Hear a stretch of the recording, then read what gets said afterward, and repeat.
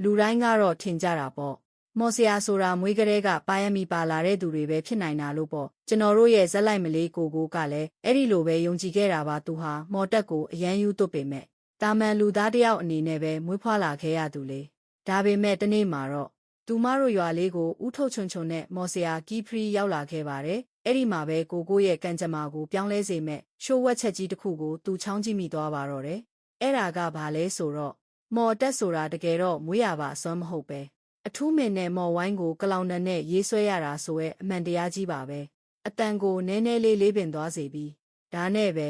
ဝမ်းနာအားရဖြစ်သွားတဲ့ကိုဟာအိမ်ရောက်မှသူမရှိတဲ့မော်ပုံပြင်စာအုပ်ကိုကြည့်ပြီးလိုက်ရေးဆွဲစမ်းတက်ပါတော့ရဲ့ဒါပေမဲ့သူမသိခဲ့တာကအဲ့ဒီစာအုပ်ထဲမှာရှိနေတာဟာလုံးဝမတုံရမဲ့တားမြင့်မော်တက်ဖြစ်နေရဲဆိုတာပါပဲစုံတောက်မော်စွမ်းကြောင့်အပြစ်မဲ့တဲ့ကိုရဲ့အမေဟာမျက်စိရှေ့တင်ကြောက်ရွံ့ကြီးဖြစ်သွားခဲ့ရရှာတယ်စီကံအရဆိုရင်တော့မော်လောကရဲ့ရှိုးဝက်ချက်ကိုတီးသွားတဲ့ကိုရဲ့မှတ်ဉဏ်တွေကိုဖျက်ပြရမှာပါဒါပေမဲ့အမေကိုကယ်ကျင်လွန်းလို့ငိုတောင်းပန်နေတဲ့ကိုရဲ့မျက်ဝန်းတွေပြီးတော့တားမြင့်မော်စာအုပ်အကြောင်းအသေးစိတ်မှတ်မိနေတဲ့သူမရဲ့မှတ်ဉဏ်တွေကြောင့်မော်ဆရာကီဖရီဟာဆုံးဖြတ်ချက်တစ်ခုချလိုက်ရပါတော့တယ်မှတ်ဉဏ်တွေကိုမဖြတ်ဘဲခြံထားဖို့ဆိုရင်နေလန်းတစ်ခုပဲရှိတယ်အဲ့ဒါကတော့ကို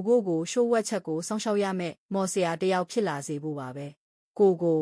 မင်းလေးဟာအခုကစားပြီးမော်ဆရာတယောက်ဖြစ်လာရတော့မယ်အမေကိုပြန်ကယ်တင်ဖို့အတွက်တာမန်မင်းကလေးငယ်ကိုတယောက်မော်ဩကားတဲ့ကိုဘလို့စွန့်စားခန်းတွေနဲ့ခြေချလာမလဲဆိုတာကတော့